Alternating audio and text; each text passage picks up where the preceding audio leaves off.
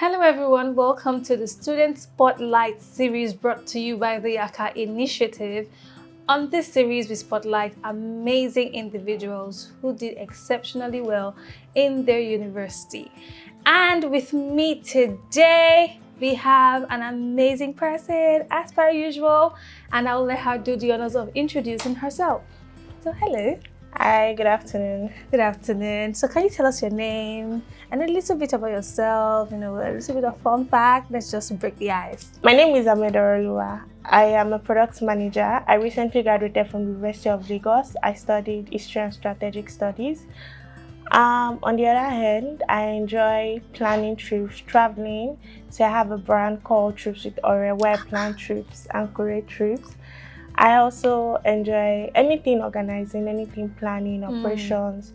So those are like my core strengths. I love people, I love books, I love places, I love trying out new food. I also enjoy cooking. You sound like a really, really fun person. I'll call your number after this. All right, so we know that you started working while in school. So can you tell us a little bit about that? What prompted the journey? What motivated you to start doing that? And how was it like for you? Okay, so I got into Unilag in early 2020. But yeah, my class was like 2019. And before then, I'm one girl who I dream a lot. I say, oh yes, I want to go to Unilag. So anytime I pass through the school, I'm like, this is my school.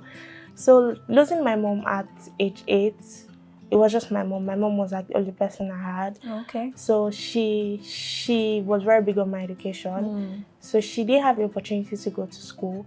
And I just knew that, oh yes, I really want to go to school. And growing up was quite tough, right? Yes, losing your mom, you have to grow up faster, you have to learn to do things yourself. I had like a sense of responsibility from a very young age. So that prompted, getting into school, I knew no one was coming to save me. Even if people offered to pay school fees, there are a lot of things you still need to cover up in school, right? So the first school fees was paid by someone, and then the getting into school, I was like, okay, yes, I need to actually work to be able to survive. I was in a community with someone, and the person was like, oh yes, in their startup, they need somebody who can do customer success, an intern, a customer success intern. I like talking, not like I like to yap a lot, but I like talking. I know how to manage people. I know basics of like customer relationship. So I submitted my CV. I think that my salary was like 25k or 30k. I really can't remember, and I was in year 1 at that time. So getting into that company, it really opened my eyes. I was supposed to be an intern. There was a startup, a very lean startup. I led the team without any experience. So the first day at the job, I remember that was when I needed to learn basic office tools because I didn't even know how to use all of these things. Wow. And shout out to my friend, Olabayo. It was one that taught me, and now we're still friends. We met at that place. It really just opened my eyes. So when I got there, I saw a lot of people on their computers. Like, okay, what are these guys doing? That was when I heard about tech. And in the quest to want to do more, I started taking courses, pushing myself. So it's just the mentality, like no one is coming to save you, Oreoluwa. If you don't work, you won't have money to spend. And all through my stay in school, I worked from like year 1 to year 4. I spent 5 years in Unilag. So I worked 5 years, schooled 5 years. So graduated like 5 years of work experience. Amazing. Yeah. Oof. Guys, when you apply for a job and they say, oh, we want somebody with 3 years of experience, and you're like, oh, I'm a fresh graduate, where do you expect me to see this kind of experience? These are the people these are the people that are making that happen. All right. So we understand that you actually did school and work, but what we want to know is what your typical day looks like, balancing that. So can you just run us through what your day would look like? Okay, so working for tech companies before I became a product manager, I used to be a community manager. So that means immense minimal meetings compared to being a product manager. So year 1, year 2, I was a community manager. So it was just classes, do my work in the morning. Sometimes I have to wake up earlier, like 4 a.m, quickly do the task that I need to get on. Or times when I have breaks from class, I'll go back to my hostel. But it was harder when I switched into product management, because product management, I have to like join a lot of calls because I work closely with engineers, I work with designers, internal stakeholders and external stakeholders. So most times what I do is I plan, like I before I start my week, I write down the things I want to do. So thankfully, my timetable, I would say that my timetable was a bit flexible. So I have ATM classes, but not as much. Yeah. So what I do in the morning is I wake up like 5, 6, just quickly do my work, shower, prep my day. I am very meticulous. Like things will not just catch me unaware. And classes that I know it's not really necessary. If I go to this class, I won't understand what they're saying. I won't go for it. Yeah. I'm not saying you should start your classes, but I won't go for some classes. But in year 4, I needed to put in my all into my academics, because then I was still on 2-2 and I wanted to finish the 2-1. So it was a whole lot of either me or this school. One of us must see it through. So then I had classes, I had projects, I had jobs that I needed to do. So I just wake up in the morning, plan my day, or when I get back at night, I quickly work before I sleep, or just pre-plan over the weekend. But yeah, there was no party. All through my time in lag, I didn't go for party. Because sometimes you need to give one for one. Yeah, something was actually give.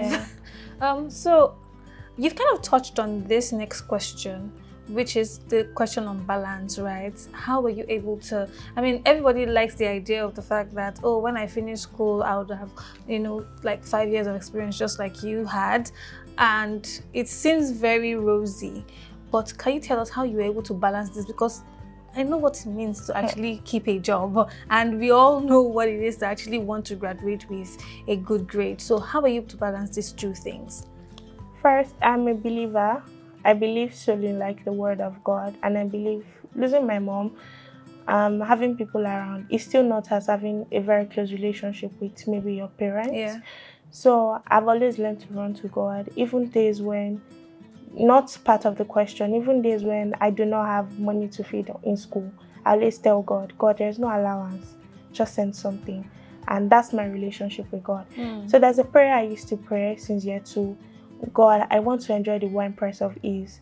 What would normally take someone 3 hours to do, it should take me 30 minutes to do. I need to enjoy ease while doing something. So when it's very overwhelming, I won't even lie about that. First, how do I balance? It's prayer. I pray to God about it. God knows, like, there's no other way to make more money or to be able to afford my lifestyle than to work, right? I am not a nepo baby.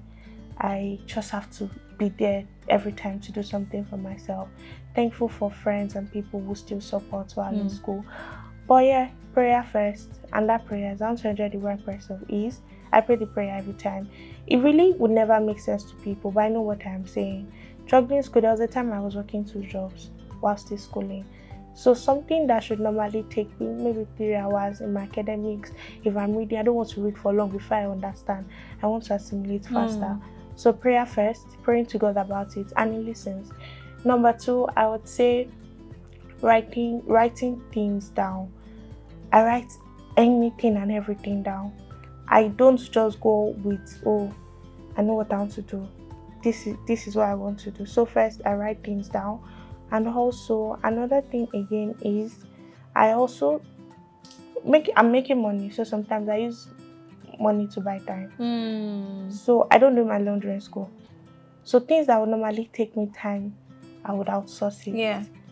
If there is no water in the hostel, I promise you, I'll not go and queue to get water. I'll pay someone to bring the water so I can focus on more things. So I'm not very, in as much as I need more money, I'm not still very tight-fisted when it comes to, if it can buy me more time, I believe if something can buy you more time, go for it, beyond comfort. So far, if I'm not going to spend 40 minutes washing my clothes, I can use that 40 minutes to work on task at work. And thankfully, all managers I've worked with, school never affected work, and work really never affected school. That's amazing. So basically, it was more like outsourcing some things that would normally would take your time. Amazing. I mean, this next question, once again, you've kind of like touched on it, but we know that in as much as you try to balance, both working and schooling, there were times that you would have felt overwhelmed. And you had already mentioned that one of your biggest support systems was God. Yeah. But how else were you able to, overcome these overwhelming times? To be honest, I'll say my friends. I have very good friends. Like, I'm not even going to lie about that. So friends who are there to support. There are times where it becomes so overwhelming. My friend will send me food in school. They will come visit me in school. There was a week I had 5 people came to visit me because it was really overwhelming. So I'll take right support system. And even times where I see that it's about to affect my academics, I had friends who would take me private tutorials. There was one time that I was working, I had exam, I had tutorials. So it was so funny. Exam in the morning, work when I get back from exam, or I go for tutorial. So I had 2 tutorials then to another tutorial again. So friend support system, and also, to be honest, I think it's prayer, because God really did a thing with my life. It's not as tiring or as bad or as it would have seemed because I had God. Yeah. God was really there for me. So God and good friends, Yes. not just friends, but actually good friends who would come through when you need them to. Amazing. And lecturers, I think. Sorry, I need to. They are good Okay. lecturers as well. There are times where I'll reach out to some of my lecturers who say, I'll not be able to come for this class because I have work or all of this, and they totally understand. They are there to provide support, share material. So I'll really give that to some of my lecturers as well. So as much as we hear about the terrible lecturers in Nigerian universities, it's really a good one to hear that there are some good lecturers also. I have some lecturer friends, so I guess I also attest to that fact. So the next question is, we know that you juggled both school and work, but what are the lessons that you have learned from juggling these 2 things? I think it's grit. First thing is grit. There's something about putting your mind to something and seeing it come to pass. The first goal was to get into Unilag, and I had a dream of wanting to finish with first class. But my first year, I knew I was never even going to finish with first class. It's not being pessimistic. I just saw the dynamics of things and all of that. So it's grit. One thing the journey has taught me is grit. Like, whatsoever it is, if I put my mind, I can do it. Yeah. So that's great. And also being persistent. Like, it has taught me, if I want this thing, I can do it. If A is not going to work, B should work, C should work, D should work. So that's something that it has really taught me. And being hardworking. Yeah, that's taught me that, because when I believe that no one is coming to save you, the great things that you want to not follow in your laps. You need to work to get them. You need to push yourself to your limit. And where you think is one limit is actually not. You can still push yourself further. And that's something the journey has taught me. Grit. Yes. Amazing. Grit, perseverance. Grit and perseverance, guys. Please write that down. If you're not writing, go and get a pen, get a paper, and write that down. All right, so we are almost getting to the end of this interview session. But what advice would you give to any young person who is trying to, thinking about it? Maybe the person is going through some tough financial times and they're like, oh, but I want to really stay in school and I want to graduate to the first class, but at the same time I need to get a job. Do I need to choose one over the other? What advice would you give to that kind of person? If you dream it is possible, that's something I would say. I had friends in school who were also working, right? They finished the first class, they were in engineering. They were working, they were schooling, they finished the first class. So it is actually possible. If you know that no one is coming to save you, you know that no mommy or dad is coming to send the allowance, I feel like you should just push yourself to get an internship, get something to work on, or even start up a business. Right, because even while still being a student, in year 1, I was selling perfumes. Like, I really made mad sales. I was selling perfumes, so I also used that as well to make more money. So first is clearly define what you want and see how it is also not going to affect your academics, because you need to be excellent at work, you need to be excellent with your academics. So clearly define what you want And also another thing I would say is understanding your course. It is important to know the courses that you'll be taking. Some courses are tougher than the other. So when selecting your electives, try to pick the one that is easier, that you don't have to stress. For instance, all through my stay in school, I did music. Music was an elective.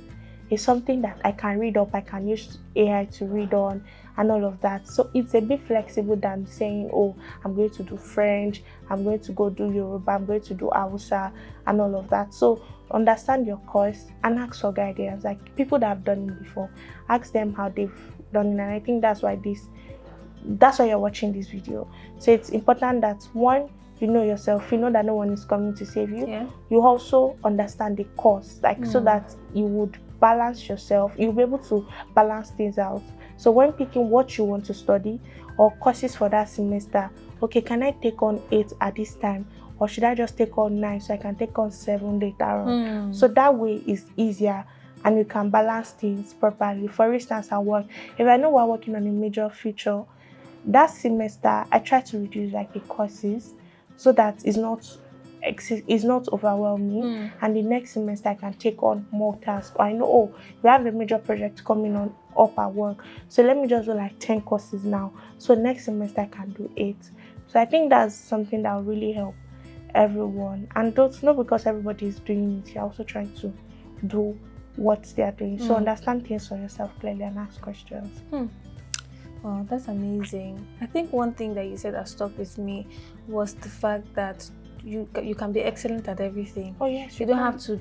One doesn't have to die for the other one to, leave. You can do both things and do them really well. It just depends on how much grit you're willing to put into it. So wow, that's amazing. It's going to be hard though. I promise you, you'll cry. You'll really cry, because there were times where I cried. I remember when my grades were suffering.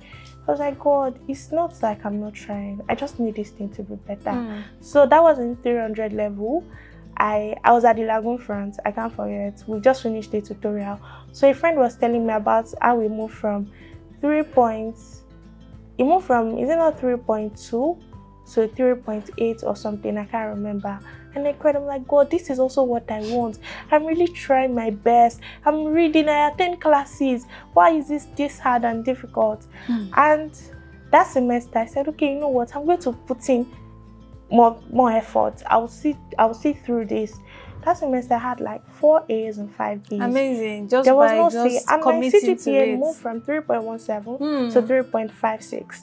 And that was when I got into 2-1 again. The last time I was on 2-1 was 200 level first semester. So 100 level second semester, 200 level first semester, 200 level second semester, I was on 2-2. Even in year 1, I had a carryover. Wow. So when I had a carryover, I called a friend and I cried. I'm like, oh my God, I'm not sure I should have a carryover. I was like, that's not the end. And I'm like, okay, Oreoluwa, this is your last carryover in this school. No carryover again. You have to read to pass. You have to understand what they are doing. When your people come to tell you, that man is very wicked. People carry over his courses every time. Yada, yada, yada, yada. And I'm like, oh God, I don't want to carry over. Even when I was working on my project, my supervisor was like, I'm not sure I can work with her. She's very strict. Either you work. And before then I say, I'm going to write my project for myself. I'm not giving anybody to write my project. And we started working on my project. Oh yes, I worked a lot on my project. At some point I felt like she hated me. And thankfully I had A in my project. I wrote my project myself. I had A. Now my professor and I were very close. There's a lot of things that I have learned, like from grit. Like you need to learn to do the work, and that's something a whole lot of people don't like to do. You need to learn to do the hard work. Yeah. It's very hard. It's going to be growth, because growth is painful. Yes. You need to learn to do the hard work. You need to learn to push yourself, and you need to learn to sacrifice. So even if you do get a prophecy that you're going to be the next president of Nigeria, you still have to put in the work to actually be the president of Nigeria. You need to put in so much work. And also, it was also a lot of things that one thing I learned while in school was I wasn't trying to do everything. Because I was working and then I had school. I didn't try to contest for any position. Yeah. Because I don't want to take additional responsibility. Beyond work and school, I have church. I have my friends. I have life myself, my personal life. So it was a determination that I wasn't going to contest for any role. Even as people like, oh, why don't you want to go? I'm like, I have work. So basically, just like So you just knowing need your to know, limits. yes, know your limits. Because if not, you tend to be everywhere, and eventually you're not making impact anywhere. Yeah. You're not doing anything. You're just burnt out. Academics is 0. Political position is 0. Work is 0. Church is 0.